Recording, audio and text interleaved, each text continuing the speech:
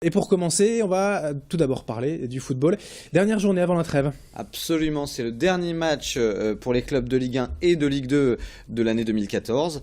Et du côté du Racing Club de Lens, eh bien, on reçoit Nice, les Aiglons, qui sont 12e de Ligue 1. C'est ce soir à 20h30. Le Racing qui est passé devant la DNCG mardi, après avoir enfin bouclé les 4 millions. Étonnamment, le Racing qui a été autorisé, et tant mieux pour eux, à recruter, mais raisonablement. Alors, qu'est-ce que ça veut dire raisonnablement ? A priori, il n'y aura pas de stars, il n'y aura pas non plus de grosses recrues en janvier, pas de gros joueurs, mais il y aura quelques petites arrivées et au moins la possibilité pour le Racing de confirmer certains contrats qui étaient en attente. Et donc, de pallier peut-être certaines blessures à venir ou certaines méformes ou suspensions, voilà, ça fera pas de mal. Voilà, et puis on imagine bien que le sorcier qui est Antoine Camboiré va peut-être nous sortir un ou deux joueurs de son chapeau, puisque tout ça a bien sûr été anticipé. En tout cas, c'est plutôt une bonne nouvelle pour le Racing et une bonne nouvelle qui laisse la place à une mauvaise. On en parlera dans quelques instants par rapport à Valenciennes. Là, c'est un peu l'inverse. Allez, on va parler tout de suite d'abord pour continuer sur la Ligue 1 du LOSC. Un choc, un vrai pour Lille ce week-end. Et comment le LOSC qui est 11e, qui s'est un petit peu refait la cerise suite à sa dernière victoire en championnat, qui se déplace chez le leader à Marseille au stade Vélodrome. Marseille qui est leader depuis quelques journées. Donc ce match c'est dimanche à 14h. On va simplement rappeler que Lille s'est qualifié pour les quarts de finale de la Coupe de la Ligue face à Bordeaux après les tirs au but mercredi. Alors l'OM pour ce match de championnat, l'OM c'est 12 victoires en 18 matchs. L'OM est leader depuis quelques journées, mais l'OM n'a plus gagné contre le LOSC depuis le mois de novembre 2012 en championnat. Plus de 2 ans. Absolument. Et alors c'est un choc aussi parce que c'est la meilleure attaque de Ligue 1 du côté de Marseille contre la moins bonne attaque de Ligue 1, le LOSC, mais on sait que les Lillois ne sont jamais aussi dangereux que lorsqu'ils ne sont pas favoris, et après les quelques contre-performances des hommes de Rodney Girard, on peut imaginer que le Lille va essayer d'aller faire un résultat, pourquoi pas à Marseille. Ouais, puis Lille est coutumier quand même du fait de bons résultats au stade Vélodrome, on leur souhaite. Alors on va passer justement à cette Ligue 2 et Valenciennes avec cette mauvaise nouvelle, vous le disiez. Voilà, Lens qui sort à peine de ses ennuis, qu'on annonce que Valenciennes revient un peu dans les ennuis, puisque le club a été rétrogradé en national à titre conservatoire par la DNCG. Qu'est-ce que ça veut dire ? Ça veut dire que si la situation financière ne s'améliore pas d'ici la fin de saison, eh bien le club pourrait tout à fait être rétrogradé en national. Alors on va quand même annoncer que Valenciennes qui est 9e en Ligue 2 se déplace à Laval ce soir à 20h, Laval qui est 11e. Malgré la situation, le président Eddy Zdiek n'est pas inquiet, et il annonce bien sûr un plan de restructuration, quelques suppressions de postes et forcément une interdiction de recruter au mercato d'hiver.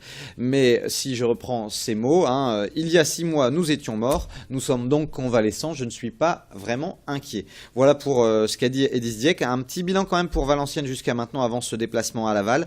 Valenciennes c'est 7 victoires, 3 nuls et 7 défaites, et Valenciennes a 10 points d'avance sur la zone rouge et seulement à 7 points du podium, donc une victoire face à Laval ce soir, et vraiment les Valenciennois pourraient passer les fêtes au chaud. Ouais, c'est quand même un bon début de saison, on va dire, vu en plus les circonstances.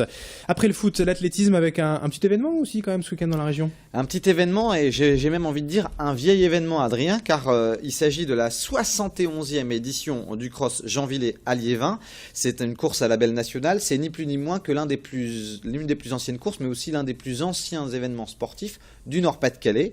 71e édition, il y a très très peu d'événements qui peuvent se targuer d'avoir déjà vécu 70 éditions, ça avait démarré avant-guerre.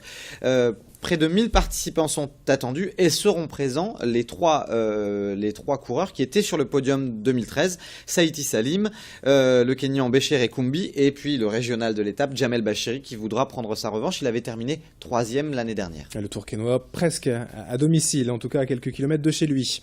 On enchaîne avec le basket et on commence par la proie. Absolument, avec le BCM 4e qui reçoit Nancy 9e, c'est ce samedi à 20h. Le BCM doit absolument retrouver le chemin de la victoire, puisqu'il vient d'enchaîner 3 défaites consécutives. Encore 4 matchs pour Gravelines avant la trêve. De son côté, Boulogne se déplace à Paris demain à 20h. Ce sera pas facile du tout pour les Boulonnais. La Pro B avec tout d'abord un choc pour Orchy. Orchy qui cartonne, on peut le dire en ce moment, et qui reçoit ni plus ni moins que Roanne. Roanne qui est 2e du championnat. C'est demain à 20h. En cas de victoire, les Orchésiens s'installeraient sur la 2e place de Pro B. Et on rappelle que le BCO est toujours invaincu à domicile en championnat. championnat.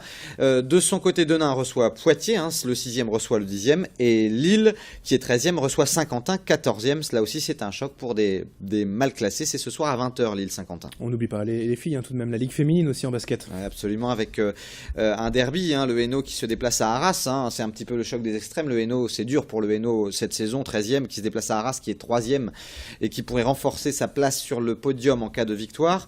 Arras, comme Villeneuve d'Ascq, c'est 8 victoires sur 11 matchs, alors que le Hainaut n'a gagné que 2 fois en Ligue féminine cette saison.